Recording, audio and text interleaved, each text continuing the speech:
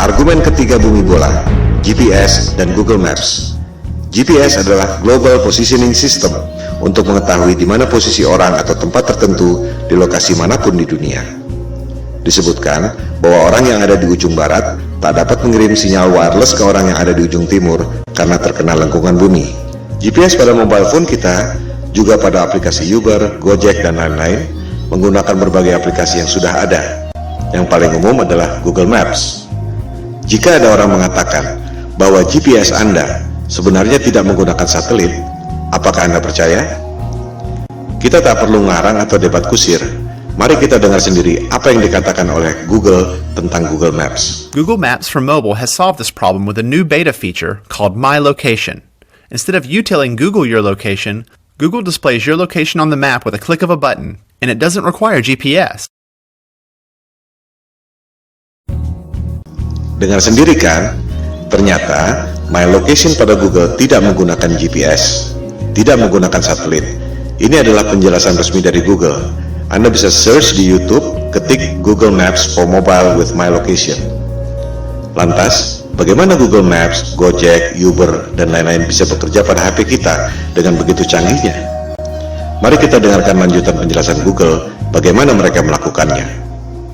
So, how does it work? Each time you use your phone to make a call, send a text message, or view a website, the information goes through towers, which provide your phone with reception. A tower picks up your call and connects you to your Aunt Molly. The same thing happens when you fire up Google Maps for mobile. The tower gives you the reception you need to access map information. These towers also help Google display your location. Each tower has a unique footprint. When you access My Location, Google calculates an estimated location of your handset based on the unique footprint of nearby towers.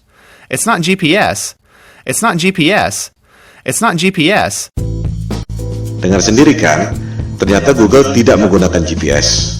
Sinyal-sinyal yang canggih itu diperoleh dari menara Telkom biasa. Persepsi Anda yang mengatakan bahwa HP Anda menggunakan GPS dan satelit lewat Google Maps. Google sendiri mengatakan tidak. Bagaimana dengan Google Maps yang secara sempurna dapat membuat peta dari udara, termasuk atap rumah kita bisa kelihatan? Bukankah itu menggunakan satelit? Ternyata Google Maps dibuat dengan menggunakan drone, bukan satelit. Silakan Anda riset dan temukan sendiri. Semua bukti-bukti ada di depan mata. Anda hanya tak memperhatikannya saja selama ini. Itu yang membuat kesadaran Flat Earth booming secara eksponensial sejak 2015. Pada bumi yang datar, satelit memang tidak diperlukan. Anda hanya perlu menara-menara Telkom. Hal ini akan kita bahas pada bab berikut, bagaimana USGS mengatur jarak penerbangan pesawat. Pertanyaan yang mind-provoking adalah, jika Anda bisa dapat uang 1,5 triliun rupiah untuk membuat satelit, padahal sebenarnya Anda cuma keluar biaya bikin tower 150 juta, keuntungan 10.000 kali lipat, dan orang tak ada yang tahu, Anda mau atau tidak? Keuntungan 10.000 kali lipat. Anda dagang dengan modal 1 juta, dapat hasil 10 miliar. Mau atau tidak? Saya tidak mengatakan Indosat atau PT Telkom menipu dengan satelit, sebab mereka tak bisa bikin satelit. Yang bisa bikin satelit adalah dia-dia juga, Hughes, Boeing, Ball, Lockheed Martin, dan lain-lain. Jika ditelusuri lagi, perusahaan-perusahaan aerospace membuat satelit itu dimiliki oleh dia-dia juga. Kelompok 1% penduduk yang lebih kaya dari 99% penduduk dunia lainnya. Kelompok 1% ini sudah lebih dari 100 tahun memonopoli bisnis lewat kartel untuk mengontrol harga agar menjadi mahal. Berlian misalnya, harganya menjadi mahal akibat dimonopoli oleh kartel. Mereka membuat ilusi supply dan demand supaya harganya tinggi. Di sektor supply, sebenarnya sumber daya berlian tidak selangka itu. Silakan Anda cek bagaimana kartel De Beers bisa menguasai pertambangan berlian dan membuatnya seolah-olah itu barang langka. Di sektor demand, kartel membuat ilusi seolah-olah berlian adalah kebutuhan manusia. Seolah-olah perkawinan Anda tidak afdol jika cincin kawin Anda tak ada berliannya. Itu sebenarnya adalah propaganda marketing yang dimulai tahun 1940-an. Begitu pula dengan ilusi minyak adalah sumber daya fosil. Minyak adalah senyawa hidrogen, oksigen, dan karbon, disebut hidrokarbon, yang berasal dari perut bumi. Tak ada bukti bahwa minyak berasal dari fosil tumbuhan dan dinosaurus. Itu adalah ilusi yang diciptakan oleh Rockefeller agar harga minyak menjadi tinggi. Rockefeller mengundang saintis ke konferensi Jenewa tahun 1892 untuk memulai propaganda bahwa minyak berasal dari fosil dinosaurus dan tumbuhan. Padahal, fosil adalah benda padat dan hidrokarbon minyak adalah benda cair. Fosil yang berasal dari makhluk hidup tak pernah jauh dari permukaan bumi. Sementara, manusia mengebor minyak sampai kedalaman 10 km dan tak pernah ada bukti bahwa fosil ditemukan di kedalaman itu. Tak semua orang menyadari bahwa media-media massa besar di dunia dimiliki oleh 6 perusahaan saja. Si kelompok 1% itu mampu memonopoli informasi yang diterima oleh 99% penduduk dunia lainnya. Hal ini yang disebut sebagai propaganda, mind control.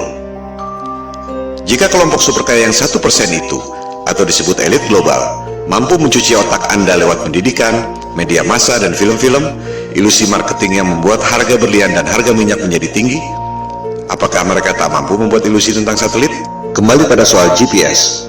Tak semua orang menyadari bahwa GPS digunakan sejak tahun 1973 yang merupakan bagian dari teknologi militer. GPS berasal dari teknologi sebelumnya yaitu LORAN atau Long Range Navigation dan Decca Navigation yang digunakan sejak Perang Dunia Kedua. Of its equipment, which makes it very easy to operate and maintain once you understand a few fundamentals. To provide worldwide coverage, the Omega system will use 8 VLF transmitting stations.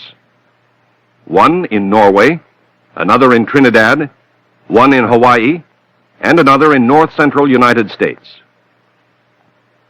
Of the remaining, one is in the Indian Ocean, another in the southern part of South America, one in the Tasman Sea area, and finally, one in the Western Pacific. Apa yang membuat Anda berpikir bahwa dunia militer yang didesain buat perang membela negara tiba-tiba jadi malaikat yang menolong umat manusia di negara-negara lain dengan memberikan teknologi gratis?